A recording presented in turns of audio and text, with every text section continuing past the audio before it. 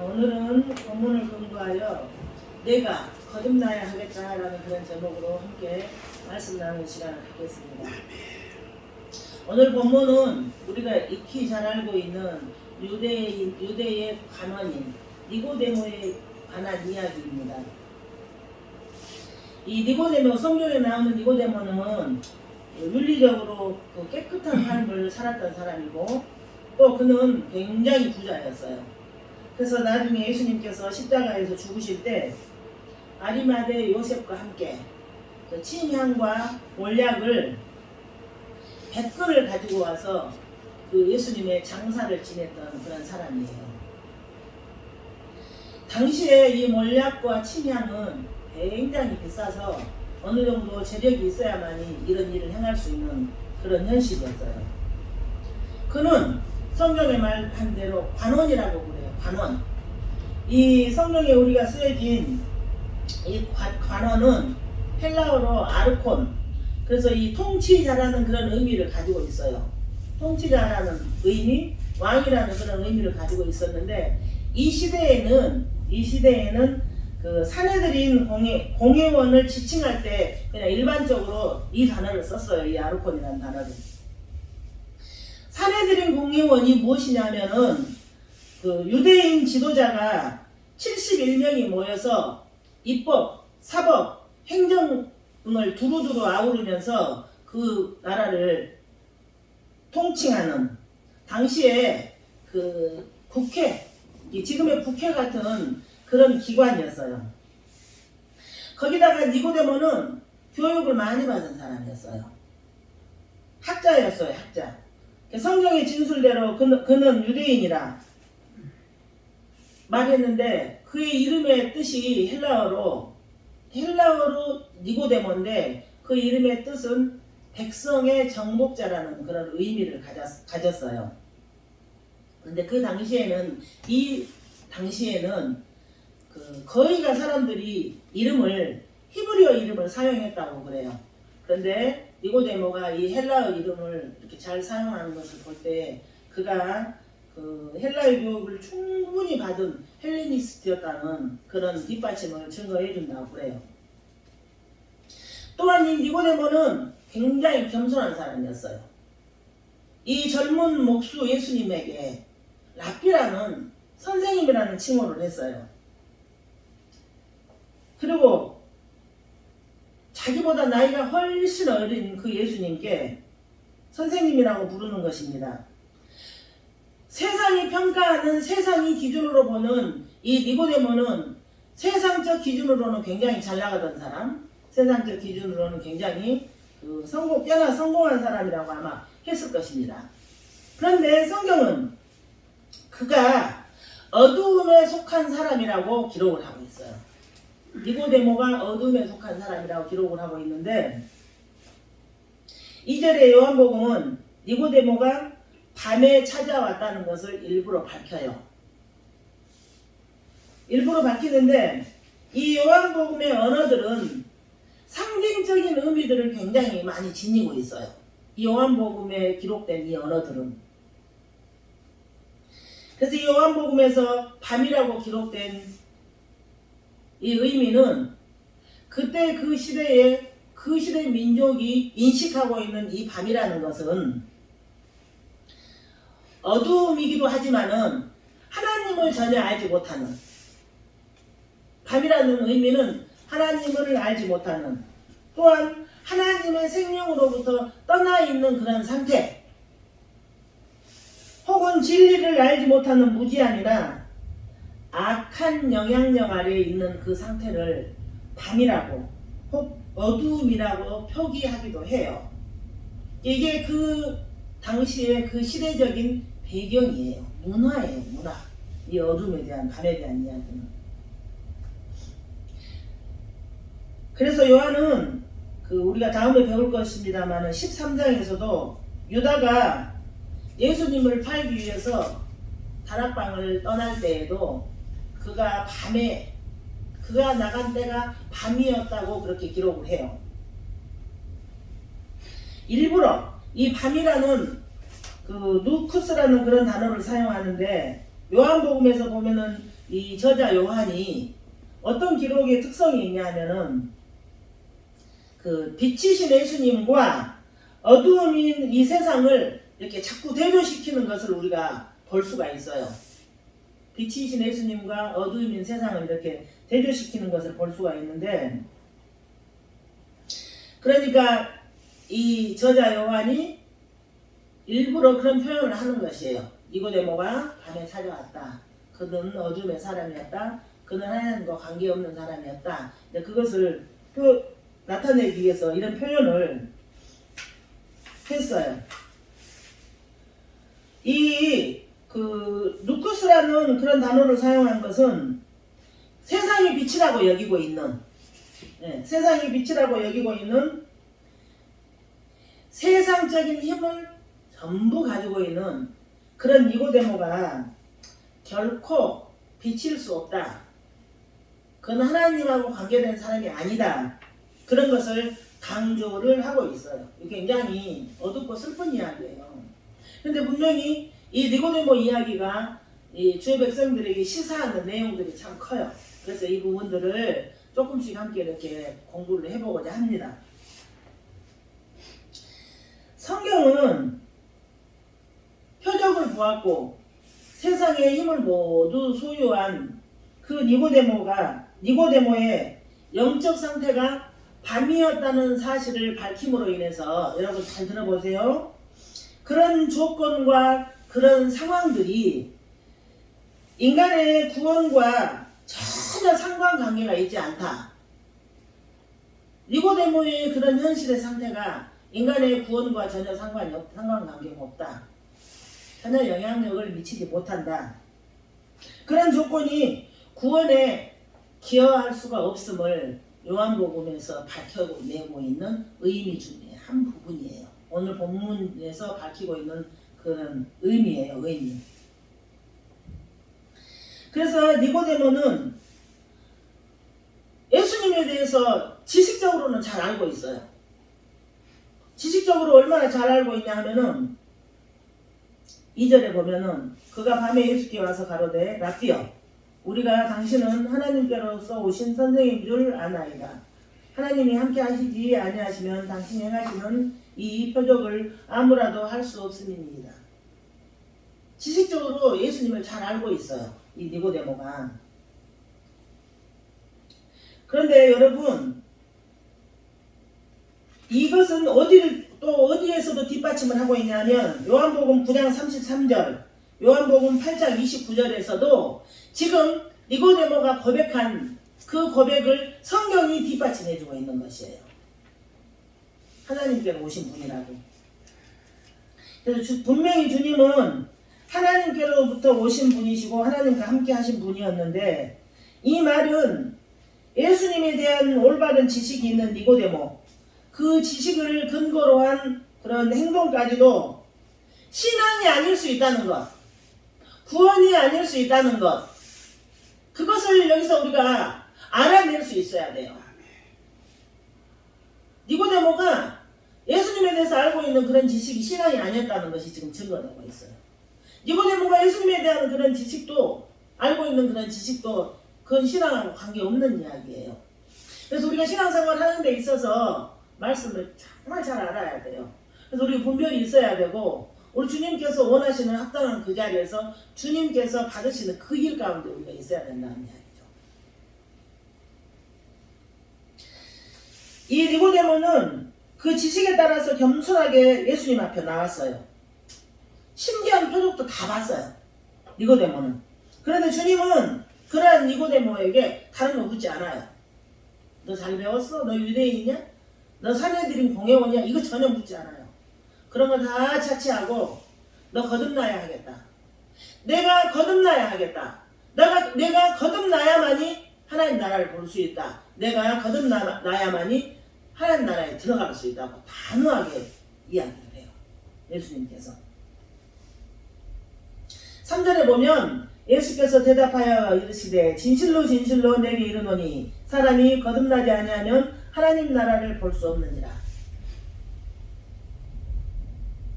그러니까 우리가 말하고 있는 우리의 생각과 예수님이 하나님이 우리를 보는 것과는 엄청난 차이가 있고 다른 것이 많다니까요. 그래서 우리가 그 주님과 연합된 상태에서 그 주님 손잡고 주님 따라가는 일에 완전히 집중하고 살아가야 되는 이유가 거기에 있는 것이에요. 그래서 우리 주님은 조건이나 환경, 선한 행위, 이런 도덕적인 것, 그런 것에 관심이 있는 것이 아니라 우리 주님의 관심은 오직 하나예요. 너가 거듭났느냐? 너가 거듭났느냐예요. 너가 거듭났느냐? 너가 성령으로 거듭났느냐? 너가 성령의 사람이냐? 너가 성령으로 행하느냐? 우리 주님의 관심은 그거 하나예요. 주님의 관심이 그거이기도 하지만 우리 자신들도 온전히 집중해야 될 게 그거 하나예요. 내가 거듭났는가? 내가 성령의 사람인가? 내가 성령을 따라 행하는가? 내가 하나님 뜻에 합당하게 사는가에 대한 그런 그 내 자신을 말씀을 통해서 한번 해석해낼 수 있는, 내 자신을 돌아볼 수 있는 그런 묵상들이 굉장히 중요하다는 이야기입니다. 얼마나 니고데모가 당황했겠어요.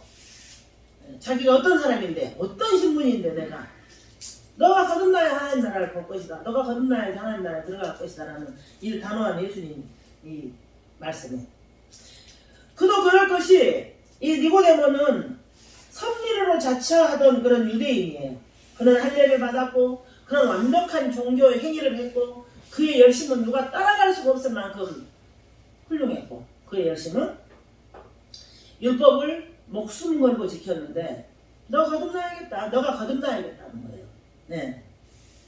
그래서 니고데모는 자신이 당연히 하나님 나라에 합당한 사람이라고 여기고 있었는데 주님은 내가 거듭나지 않으면 하나님 나라 못 간다고 말씀하셔요.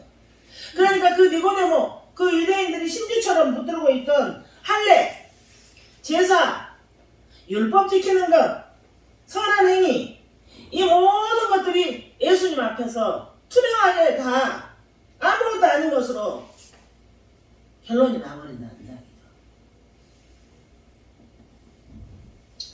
여러분은 어떠세요? 여러분은 이 말씀을 지금 들으면서 이 말씀을 읽으면서 내가 과연 거듭났는가에 대해서 좀 생각이 들지 않나요?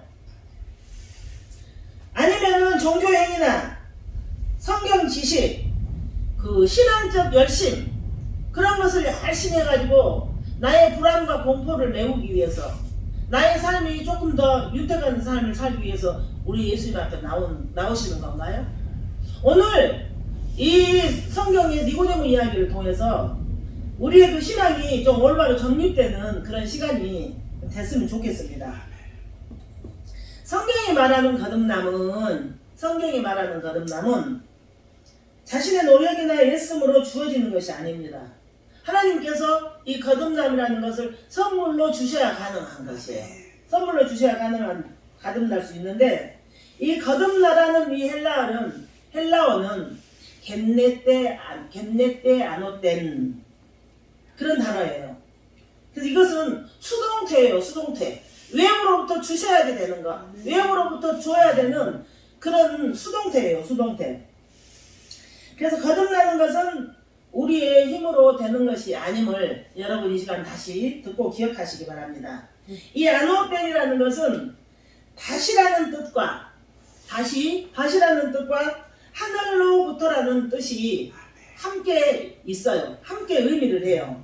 그러니까 이 아노텐이라는 단어 안에는 구원의 기본과 그 구원의 본질이 다 들어있는 것이에요. 거듭남이라는 것은 하나님으로 말미암아 다시 재창조되는 것. 거듭남이라는 것은 하나님께 붙들려서 하나님의 사람으로 새로 태어나는 것.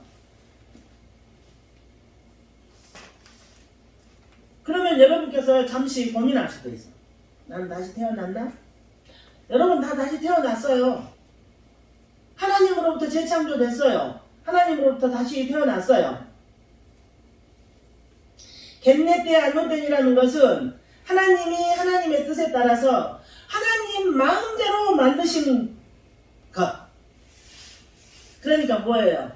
우리 인생 가운데 우리 하나님께서 불가항력적으로 들어오셨어요. 너는 내 것이야.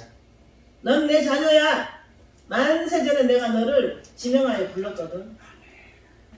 그래서 우리가 신앙생활 하면서 늘 우리가 하나님의 통치를 받고 있는 것을 체험하잖아요.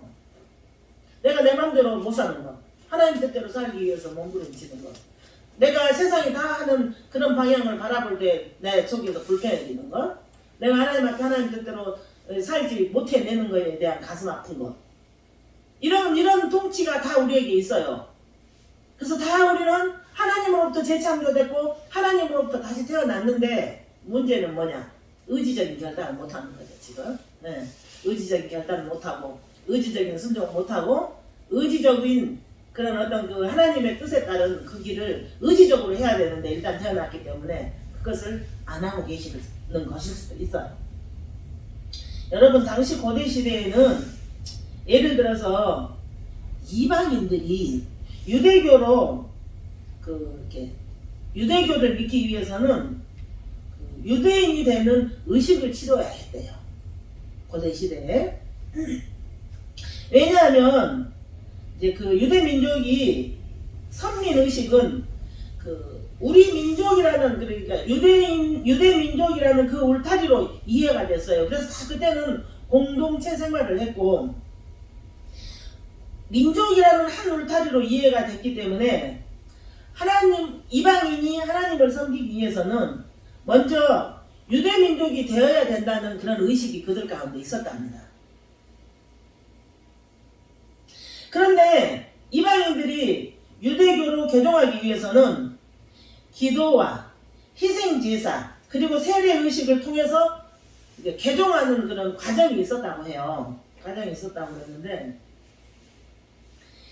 그런 과정을 통해서 이방인이 유대교로 개종하는 것을 거듭났다는 그런 의미로 자기네들끼리 사용이 됐었답니다. 그때 당시에 통용이 됐었는데, 니고데모는 이러한 가짜 거듭남을 무수히 보고 살아온 것이에요. 니고데모는 이런 가짜 거듭남을 무수히 보고 살아왔어요. 그래서 예수님께 그런 질문을 하는 것이에요. 니고데모가 말귀를 못 알아서 그런 게 아니고, 예수님의 방법의 그 거듭남이 무엇인가를 자기네 그 문화와 자기네들의 배경과 자기네들의 상식과 이제 너무 이렇게 좀 다른 것에 대한 질문을 니고데모가 하는 것입니다. 그때 주님께서는 거듭남의 방법으로 제시한 것이 물과 성령이에요. 근데 이 물과 성령은, 이 이야기는 나중에 하겠습니다만, 요한복음 7장 37절부터 39절에서 기록된 말씀이에요. 기록된 말씀인데, 물이 바로 그 믿는 자에 받을 성령이라고 그렇게 기록이 되어 있는데, 성령으로 거듭나야 한다, 그 이야기예요.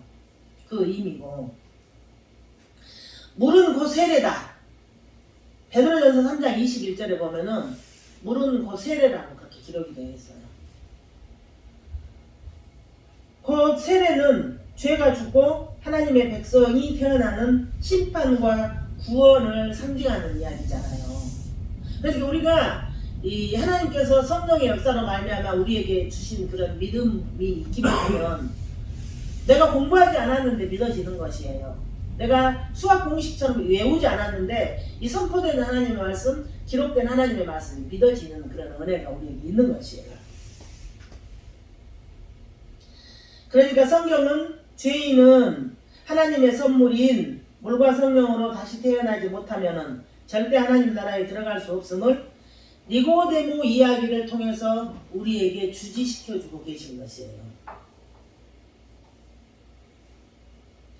6절에서 8절을 보면은 예수께서 자연적 생명과 영적 생명을 뚜렷하게 구분하십니다. 이 땅에서 알 수 있고 볼 수 있는 가시적으로 나타나는 거듭남의 효력과 열매를 말씀하시는데, 니고데모가 못 알아듣자 우리는 그것을 보고 알 수 있다. 그런데 너희는 왜 그것을 모르느냐고 그래요. 11절에서 그렇게 말씀하세요. 그래서 물과 성령으로 거듭난 이야기가 또 어디에도 있냐면은 구약의 에스겔서 36절 6장 21절부터 28절에 보면은 이 구절들이 물과 성령으로 거듭남의 이야기들이에요. 계속 성경은 반복해서 설명을 해요. 물과 성령으로 거듭난 이야기인데 이 이야기는 무슨 이야기냐면은 하나님께서 남편이 되셔서 이스라엘의 손을 딱 붙잡고 손수 그 손을 잡아서 끌고 가는데 그럼에도 불구하고 그 이스라엘이 하나님 말씀 듣지 않아요. 순종하지 않아요. 그래서 하나님은 이스라엘의 그 마음을 새 마음으로 바꾸어준 이야기가 이 에스겔서 36장에 방금 제가 22절부터 28절의 그 이야기예요. 하나님께서 이스라엘의 마음을 새 마음으로 바꾸시기 위한 것, 그게 하나님으로부터 주어진 거듭남인 것입니다. 우리가 그 삶의 여정에서 설교 때나 우리가 기도할 때나 어떤 말씀이 여기 하나 쾅 부딪혀서 안 되겠네, 하나님 뜻대로 살아야겠네, 우리 회개의 역사가 그 말씀을 통해 하나님 만남의 역사가 이렇게 자주 있잖아요. 그것이 거듭남의 역사예요. 삶의 여정에서 이게 도장 찍어주시는 거예요, 하나님 앞에서. 근데 또 그런 부분이기도 하지만 우리가 의지적으로 주님의 뜻대로 살아가고자 할 때, 우리가 그 주님의 뜻대로 살아가고자 하는 갈망이 우리에게 불타오를 때, 그때 우리가 그 하나님께서 주시는 하늘의 풍성한 그 은혜와 복을 많이 받아 누릴 수 있다는 것이에요. 우리 같은 죄인이었던 자들에게 하나님께서 그 살리시려고 예수 그리스도의 생명을 주셨잖아요. 그러니까 우리의 죄의 무게가 예수 그리스도의 생명하고 밖에 바꿀 수 없는 그런 엄청난 무게였다는 그런 이야기예요. 그리고 우리 하나님께서 그 십자가의 사건을 통해서 과거의 죄, 현재의 죄, 미래의 죄를 다 용서해 주신 그 하나님의 사랑이 어마어마한 크기라는 그런 이야기입니다. 그리고 계속해서 에스겔서 37장에서는 이 거듭남이라는 것이 어떻게 주어지게 되는 것인지, 마른 뼈들에게 성령이 들어가자 거대한 무리의 군대가 되는 바람, 성령, 생기에 의한 그런 새로운 탄생이 그림책처럼 그려져 있어요. 근데 우리가 성경을 자꾸 공부하고 자꾸 묵상하고 설교를 자꾸 듣고 그 풀이에 대해서 이게 익숙하게 우리가 해야지, 그 이야기가 그 이야기고 구약이 그 이야기가 신약이 그 이야기고, 이게 거듭남의 설명이구나, 이것이 은혜 이야기구나, 이게 사랑 이야기구나, 이게 하나님의 우리를 이끌어 가시는 이런 통치 방법이구나 하는 것, 그런 내용 앞에서 우리가 또 다시 현비해질 수 있고 그 하나님의 사랑을 다시 발견할 수 있고 우리가 또 그 은혜에 붙들려서 살아갈 수 있다는 것이죠. 그럼 여러분, 우리는 이 사실을 성령의 도우심으로 믿을 수가 있어요. 우리는 이 사실을 성령의 도우심으로 이해가 되는 것이에요. 성령의 깨닫게 하심으로 인해서 우리는 믿고 가는 것이에요. 그 말씀이 그 말씀이었구나. 그렇지. 그 좋으신 하나님에 대해서 우리가 그래서 찬양을 하고 그 하나님의 광대한 사랑 앞에서 눈물을 흘리기도 하고 그러는 것이에요. 근데 11절은 니고데모를 포함한 당신이 종교 지도자들이면서도 예수님을 믿지 못해서 구원에 이르는 참 신앙에 속하지 못하는 율법적인 사고를 가진 이 유대인들아, 내가 하나님이 구약시대부터 많은 선지자들을 보내서 구원의 도리와 메시아의 출현을 예언케 했다. 하나님께서. 그럼에도 불구하고 너희들은 아직까지도 구원의 진리를 깨닫지 못했을 뿐만 아니라 메시아를 구원의 주로 영접하지 아니했다. 이 이야기예요. 이 설명이에요. 11절이. 그런데 우리는 어떻게 해서 하나님이 그런 큰 은혜를 주셔서 예수님을 내 삶의 주인으로 삼고 내가 그 주님 뜻대로 살아가는 것이 삶의 목적이고, 내가 그 주님 따라가는 것이 삶의 목적이고, 내가 그 주님을 위해서 나의 삶을 드리고 싶은 그런 마음을 하나님께서 우리에게 주셨을까요? 이것이 은혜라는 것이, 이것이 은혜. 그래서 12절에 거듭남의 진리에 대해서도 모르니 구원의 진정한 실체를 알 수 있는 하늘의 일도 당연히 너희들이 모를 것이다. 예수님이 이런 책망 섞인 말씀을 하시는 거죠. 그러면 여러분, 단지 오늘의 이 본문 내용이 니고데모 이야기일까요? 니고데모에게만 합당한 이야기일까요? 그렇지 않아요. 예수님의 말씀처럼 우리 모두에게 우리는 거듭나야 한다는 것입니다. 우리 모두가 거듭나야 된다는 것입니다. 왜 인간에게 거듭남이 필요할까요? 왜 인간에게 거듭남이 필요할까요? 에베소서 2장 2절부터 말씀을 보면 인간은 영적으로 죽었다. 영적으로 사망했기 때문에 거듭나야 했었다. 영적으로 죽어버린 자들. 영적으로 죽어버린 자들이 마실 물이 필요하겠습니까? 영적으로 죽어버린 자들이 배고픔을 느껴서 떡이 필요하겠습니까? 그렇지 않아요, 여러분. 하나님의 은혜로 죽은 자들은 하나님의 은혜로 다시 살아나는 것이 필요해요. 그래서 그 생명을 받은 자들은 그 사랑이 너무 감사하고 그 은혜가 너무 커서 저 죽어있는 자들을 향해서 계속 끊임없이 그 예수 그리스도의 그 십자가의 복음을 전파하게 되는 것이에요. 나만 어떻게 살아서 나만 천국에 갑니까?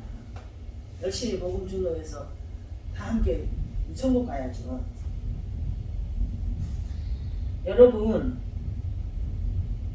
이 영적으로 죽은 자들한테는 다시 태어나는 것 외에는 방법이 없어요. 다시 태어나는 것 외에는 소망이 없어요. 이 영적으로 죽은 자들에게는 어떠한 것에서도 소망이 없기 때문에 예수님께서 니고데모를 보시고 너가 거듭나야 되겠다. 내가 거듭나야 되겠다. 그러는 것이에요.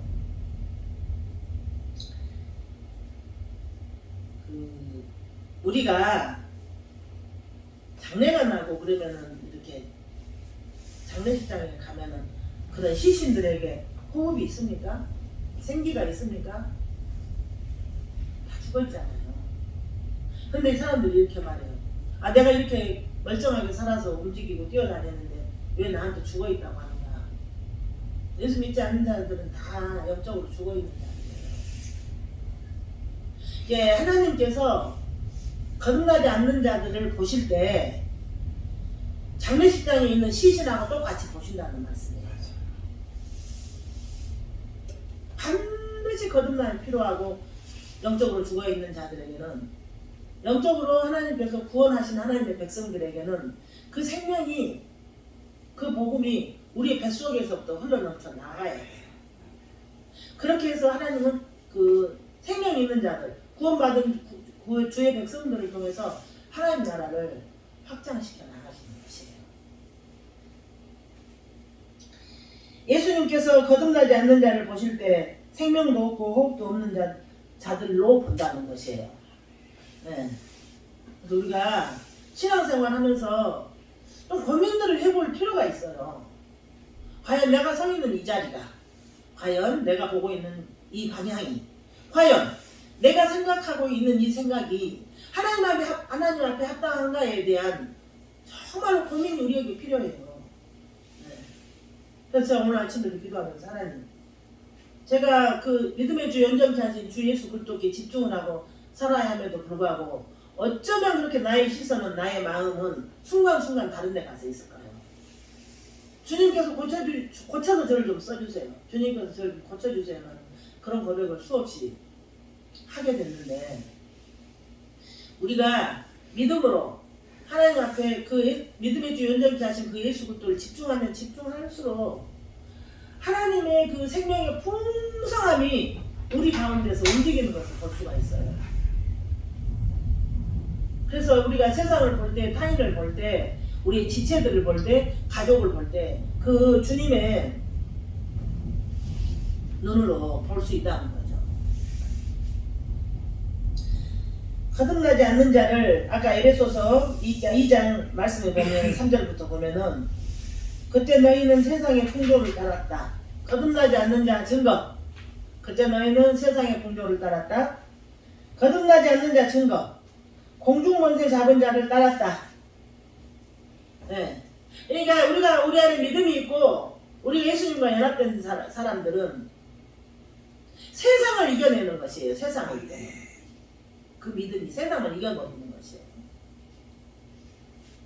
거듭나지 않는 자들은 육체의 욕심을 따라 살았다. 그래서 그때는 진노의 자녀였다. 무서워요. 굉장히. 진노의 자녀였다는 거죠. 인간은 본성적으로 이 세상적인 것들을 좋아하게 돼 있어요. 본성적으로. 그리고 아무리 믿음이 좋아도 세상의 흐름에, 세상이 가고 있는 그 흐름에 우리가 한번 이렇게 생각을 해보게 돼요. 쳐다보게 된다니까요. 저 사람들 다 저기를 가는데 나만 이러고 있네? 이런 생각이 들 때 이때니까요.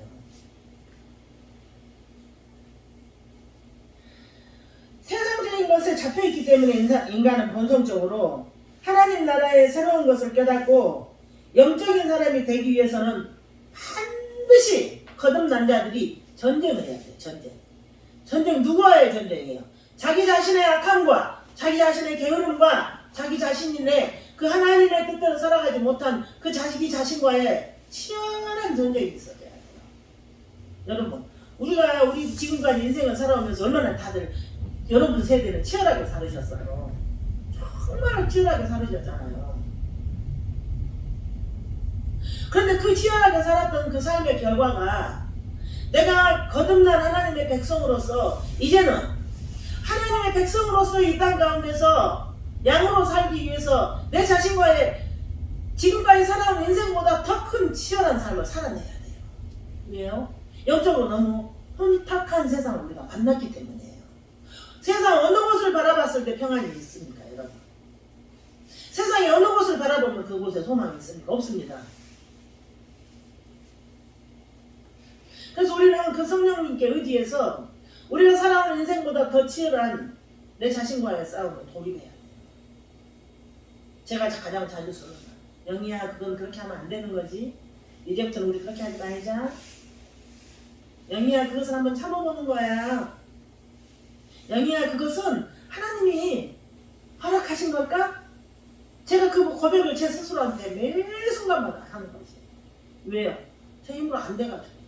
성령님 저를 거쳐서 좀 사용하시옵소서. 저도 저를 잘 모르겠습니다. 저도 이것이 옳은 건지를 바른 건지를 성경적인 것인지 잘 모르겠습니다. 그럴 때가 있다. 구원받은 하나님의 백성들은 그렇게 우리의 삶의 이유, 삶의 동기, 삶의 목적이 오직 예수님이어야 해요. 오직 예수님이어야 해요. 하나님이 나를 살리기 위해서 예수 그리스도의 생명과 바꾼 그런 존귀한 존재예요. 그러니까 하나님께서 우리에게 주신 그 십자가의 사랑과 그 모든 하나님의 그런 경륜은 우리가 필설로 해내지 못할 만큼 그 사이즈가 커요. 그래서 하나님의 백성, 거듭난 주의 백성들, 하나님 나라 자녀들, 우리의 삶의 동기와 삶의 이유와 그런 삶의 목적은 하나님의 뜻에 따라 사는 것이에요. 우리의 삶의 목적과 우리의 삶의 동기와 우리의 삶의 이유는 나를 사랑하사 나를 위하여 자기 목숨을 버리신 그 하나님의 사랑 때문에 모든 걸 결정해야 되는 것이에요. 그 사랑 때문에. 지금 사순절 기간이어서 우리가 운전할 때나 뭐 극동방송 이런 데서 온통 들려지는 그 십자가 그 찬양들이 이렇게 들려지고 지금 그러는데 이게 하나님께서 너 자신 한번 돌아봐. 너가 제대로 가고 있어? 그것 좀 돌아보라고 우리에게 사순절이라는 그런 어떤 기간을 주셔서 기회를 주신 것 같다는 생각을 하게 돼요. 기회. 네?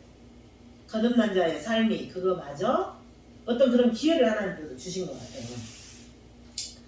거듭난 자의 삶의 동기, 삶의 목적, 삶의 이유는 성경에서 말씀하신 그대로 하나님의 영광을 위해서 결정해야 돼요. 하나님의 영광을 위해서. 그런데 우리 어떻습니까? 우리 연약해서요. 하나님 영광을 위해서 결정한다고 정신 차렸을 때 잠깐 그렇게 결정하고요. 온통 내 자신의 유익을 위해서 결정해버리고 말고 내 자신의 유익을 위해서 가버리고 내 자신의 유익을 위해서 서버리고 그러고 살고 있다. 오늘 이 순간에도 결단해야 합니다. 나에게 생명 주신 하나님의 그 큰 사랑, 내가 이 사랑을 도대체 어떻게 이 사랑을 감당하면 어떻게 이 사랑을 갚을 수가 있어요. 하나님이 우리에게 주신 그 사랑의 사이즈는 십자가예요. 십자가. 희생. 하나님이 우리에게 주신 그 사랑의 사이즈는 엄청난 것이에요. 그래서 여러분, 우리는 의지적으로 하나님을 따라가야 돼요. 의지적으로 하나님의 말씀에 순종하려고 결단하셔야 돼요.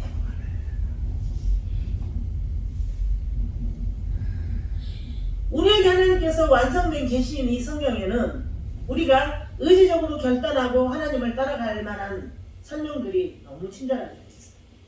반복해서 너무 많이 들어가지고 너무 많이 봐가지고 너무 많이 이야기를 해가지고 이제는 다 알아. 다 알면 아는 대로 살아야 되는 것이에요. 다 알면 의지적으로 하나님의 인도하심에 따라가야 됩니다. 의지적으로 하나님의 말씀에 순종을 하셔야 합니다. 의지적으로 하나님께서 받으시기에 합당한 삶을 순간마다 살아내야 합니다. 과거에 저희가 예수 믿는다고 하면서도 에베소서 2장 말씀처럼 세상의 풍조를 따를 때가 얼마나 많았습니까? 공중 권세 잡은 자를 따라 살 때가 얼마나 많았습니까? 육체의 욕심을 따라서 살 때가 우리가 얼마나 많았습니까? 지금도 우리가 만약에 그런 결정을 하고 그런 삶을 산다면 그건 하나님께서 진노의 자녀라고 합니다. 하나님께서 우리에게 다시 태어나는 기회를 또 주셔서 우리 손을 딱 붙잡고 지금 가시는데, 우리 주변에는 여러분 교회 공동체에는 예수님 손 딱 붙잡고 결정하는 일에 잘했다고 지지해주는 우리 같은 지체들이 있어요. 공동체들이. 네. 그래서 그때마다 얼마나 우리가 힘이 되고 그때마다 얼마나 내가 제대로 가고 있는지에 대한 그런 증거가 되겠습니까? 그래서 지금 사순절 기간 동안 내내 여러분들께서 아침에 우리가 함께 기도하는 그런 기도를 통해서 내가 하나님 앞에서 고쳐져야 돼요. 내가 거듭나야 돼요. 예수님은 니고데모에게 너가 거듭나야 하겠다 그랬는데, 우리는 각자가 자기 자신에게 내가 거듭나야 하겠다, 내가 다시 태어난 삶을 살아야 되겠다, 그 고백이 우리 스스로에게 늘 있어야 돼요. 그리고 우리의 언어가 하나님께서 나를 사랑하신 그 사랑의 사이즈 때문에 너무 감사해서 울컥, 하나님 이래서 너무 감사해요 울컥, 하나님 이래서 정말 감사해요 울컥, 이런 우리의 고백이 늘 내 자신 앞에 하나님 앞에서 고백되어져야 되는 거죠. 그 감사의 고백이 우리의 신앙의 여정의 디딤돌이, 제일 큰 디딤돌이 돼서 하나님 나라 딱 가는 그 순간까지, 하나님 품에 딱 안기는 그 순간까지 가장 큰 역할을 하는 것이에요. 그래서 우리 그러잖아요. 어떤 어려움을 만나도 감사하지요. 이만큼 한 게 하나님께서 여기까지 잘 허락하신 거죠. 감사하지요. 그 말 외에는 우리가 할 말이 없는 것이에요. 그래서 우리가 하나님하고 나하고 나의 상태를 제일 잘 알아요. 상대방은 모른다니까요. 그래서 우리가 늘 하나님 앞에서 내 마음의 상태, 내 믿음의 상태, 내 사모의 상태가 좀 다룸을 받아야 해요. 우리의 신앙의 양심이라는, 우리 신앙의 그 마음이라는 그런 곳에서 늘 내 자신과의 엄청난 영적 전쟁이 있어져야 된다. 그래서 우리가 한번 딱 내가 손해봐도, 내가 억울해도 그러니까 이 부분은 그냥 주님의 뜻이니까 이렇게 할 거야 하고 딱 결정 한 번 딱 하면 신앙이 한 단계가 쑥 올라가고 성령이 주시는 기쁨이 엄청나요. 그래서 우리가 이 땅에서 이 가운데서 양으로 사는 삶이지만 우리가 하나님 앞에 거듭난 자로서의 하나님의 영광을 위한 삶을 결단하고 결정하고 순종하기로 하고 나아갈 때마다 이 땅에서 천국의 삶이 사라지는 것이에요. 살게 되는 것이에요. 오늘은 저와 여러분이 함께 기도할 때 정말 우리가 주님께서 나에게 합당하다고 하는 그런 삶을 좀 살 수 있는 힘을 달라고. 거듭난 자로서의 믿음의 결단이 순간순간마다 좀 있게 해달라고. 하나님께 꼭 붙들려서 하나님 손 붙잡고 가는데 그 신랑, 하나님이 신랑에 대해서 우리를 끌고 가는 그 길에 저항하지 말고 따라갈 수 있게 해달라고 우리가 주님 성을 세 번 부르고 기도드리겠습니다.